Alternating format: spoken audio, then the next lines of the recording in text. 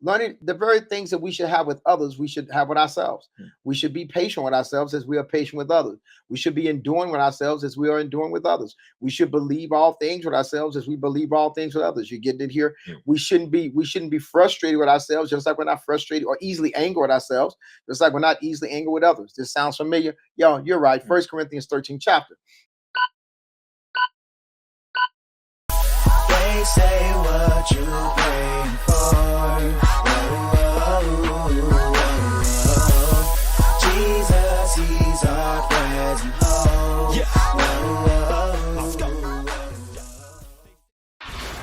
Love your neighbor as your, yes, there it is, yourself.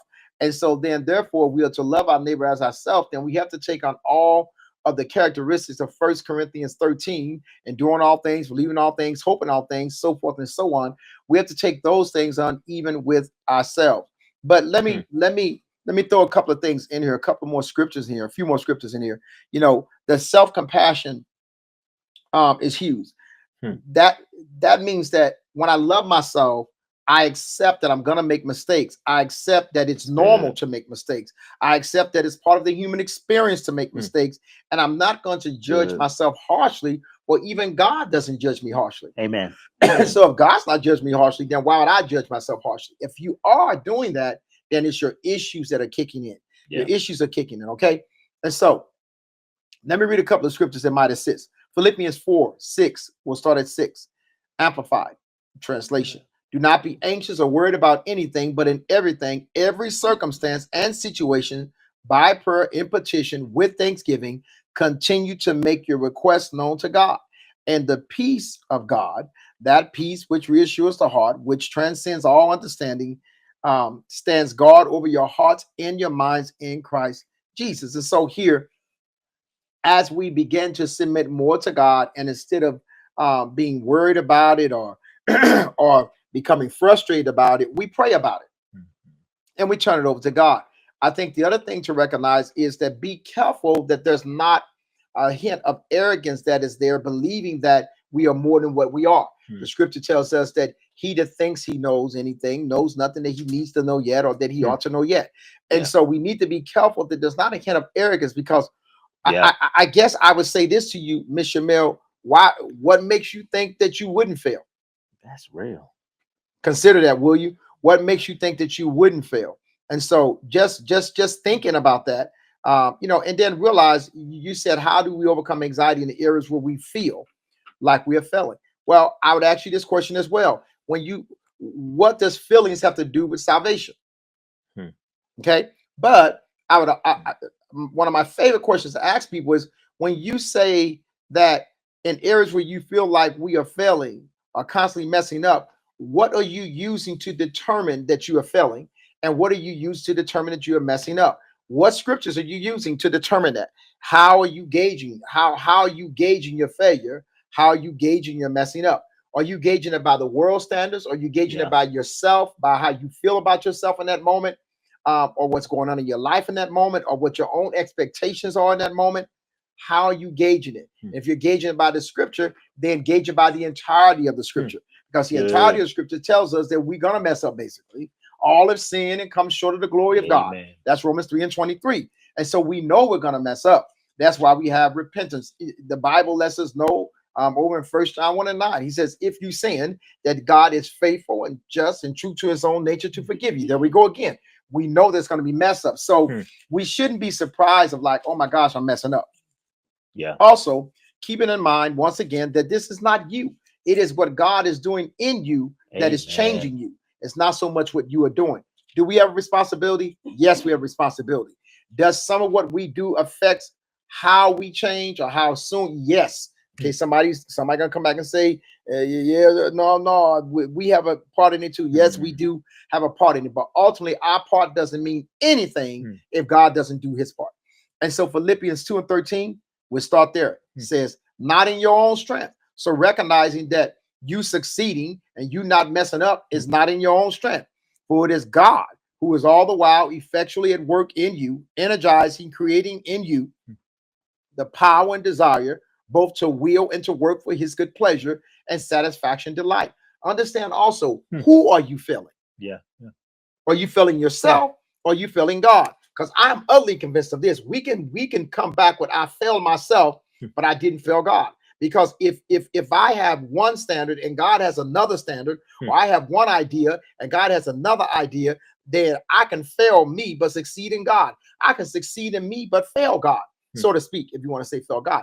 But nevertheless, consider who are you failing, right? And then in verse 14, it says, do all things without grumbling, fault finding, complaining against God, and questioning and doubting among ourselves. Scripture tells you don't question and doubt among yourselves. So let's get rid of that and let's go ahead and follow the scripture.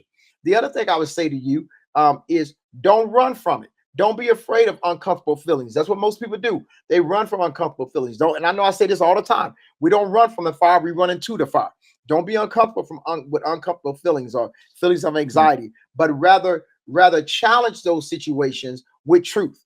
Challenge those situations with biblical truth, to be specifically. Challenge those situations with experiential knowledge of God.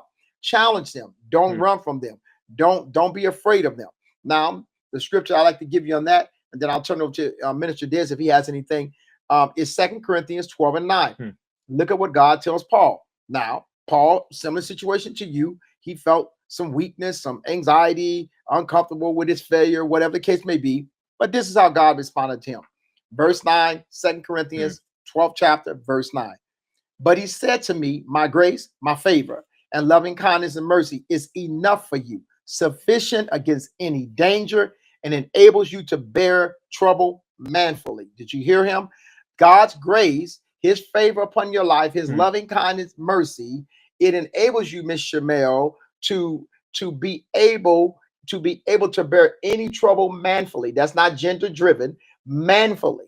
Okay, for my strength and my power, not your strength and your power, but my strength and power are made perfect, fulfilled, completed, show themselves most effective in your weakness. So in your failings, in your mess ups.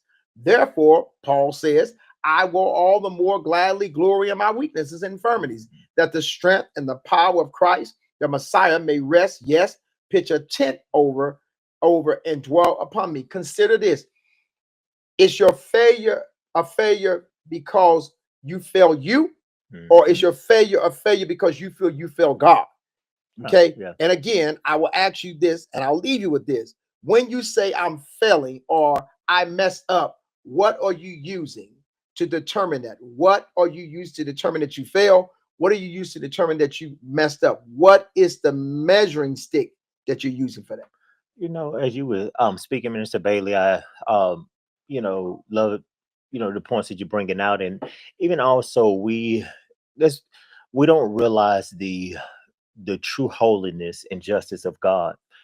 And the reason why I say that is because and you kind of brought this out, how we're prideful at times, and like, I understand we shouldn't want to just sin and things like that. That should be in us as believers, because we have the Holy One in us. And we can feel that when we're against of his commands, or against internally, even if we operating, against God in places. So we always want to live for God. That's constantly in us. But I don't think we recognize the holiness of God, how just one thought of sin, you're supposed to just bust hell wide open. That's good. And so Paul said he was a chief among sinners. And I think Paul was dealing with, he knew the life he lived. And I think even after his salvation, he had such a revelation of the true holiness of God, and knew just one sin, God should be sending him to hell. But he knew that, but he knew that Jesus paid for it. And so I think it set him free. And that's good. I'm gonna cut you off, but I think that's good. We got to bring it back to what you just said. Jesus paid for it. Sometimes we walk this salvation like Jesus ain't paid for it. Yes, sir. Yes, sir. Sometimes it's like we walk this salvation like he ain't in us. Amen. It's what Christ has done that enables us. Amen. So our failures are nothing more than the evidence that we need them. Yes. And that, I love the way you put that, because it is evidence. Like when we fail, we're like, oh my God, thank you, Jesus. Because right there, I should have went to hell. There but you go. Paid That's for good. It. And so it should give us a greater also appreciation of his love for us. And you quoted the scripture, Romans 3:23, so all have sinned. And as I studied it out, I think we was talking about either all sin. Every person that's born into the world has a sin nature, and they all sin. Born and shaped in iniquity, David told us. Yeah. And then coming short of, in Greek, it brings out constantly coming short of the glory of God. But the next verse, how Paul, he was his writing and just how he thought, how he brings out, he's saying, it's like he's saying, oh, I'm not stopping there though, because I'll leave you in condemnation if I just stop right there. And then he goes to 24 and he says, being justified freely by his grace through the redemption that is in Christ Jesus. So he brings us to the answer, the solution, saying, yeah, you constantly falling short, but let me show you the solution here. The solution is Jesus, him paying for it. Even though you're constantly falling short, you're still okay. That's good. Because he's still paying for it. And so I just want to bring that aspect in.